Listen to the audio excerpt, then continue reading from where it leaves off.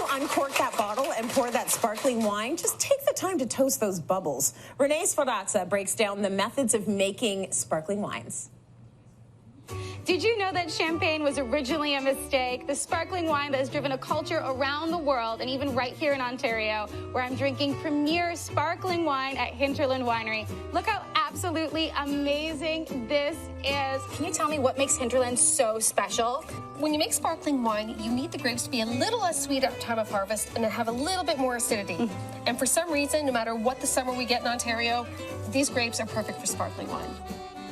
What kinds of sparkling wine are you making here? Great question. There's 3 internationally recognized methods. The first is traditional, which is how champagne is made. The second is the Charmat method, which is synonymous with Prosecco.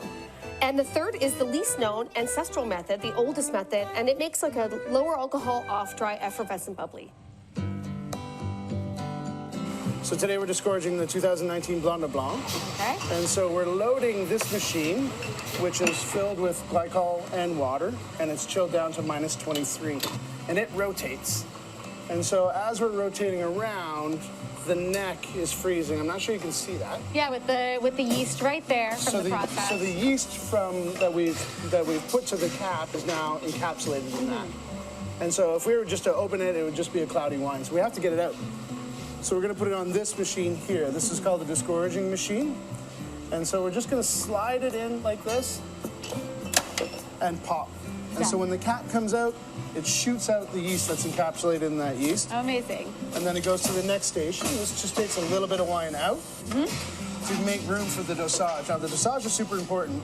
That is our last opportunity to balance the wine. Yes. So we can put anything we want. Well, not anything we want, but we can put a lot of things. Mostly for us, it's just a little bit of sugar, a little bit of sulfur mixed in the same wine. So this gets a little bit of a top up, and then this will open up. Now it's ready to cork.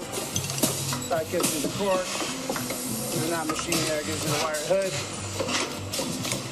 And then Jesus here was going to give it a little bit of wash and a mix. So we'll mix the dosage in there as well and give it a clean bottle. We'll let it sit for a little while and then we'll label it ready for sale.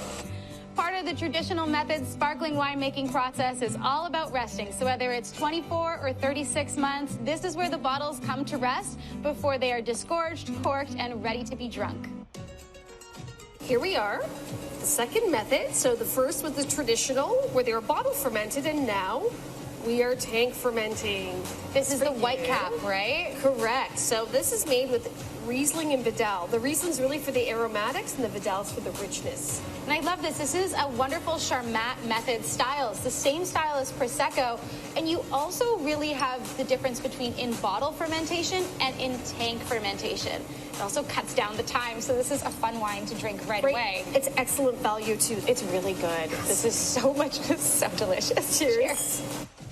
We are on our third style of sparkling wine here at Hinterland, and this is the Method Ancestral. It's a beautiful rosé from Gamay Noir. This is a single fermentation that starts in the tank, is chilled down and bottled, and it's finished fermenting inside of the bottle itself.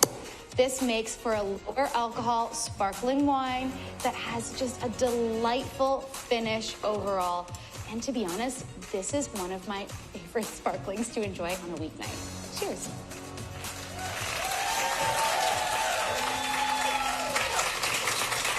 Weeknight wine, very good.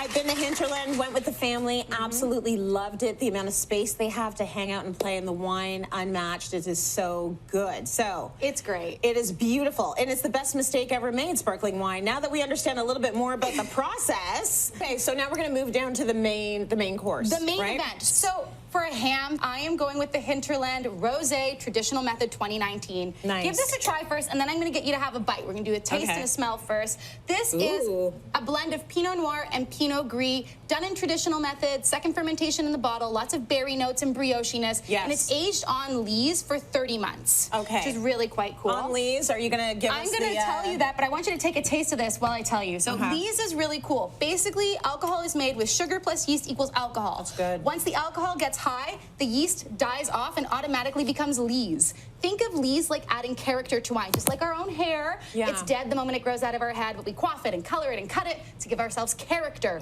just like the lees in wine. Very cool. And isn't that a fun pairing? That's a great analogy and an incredible pairing. Amazing. Yeah.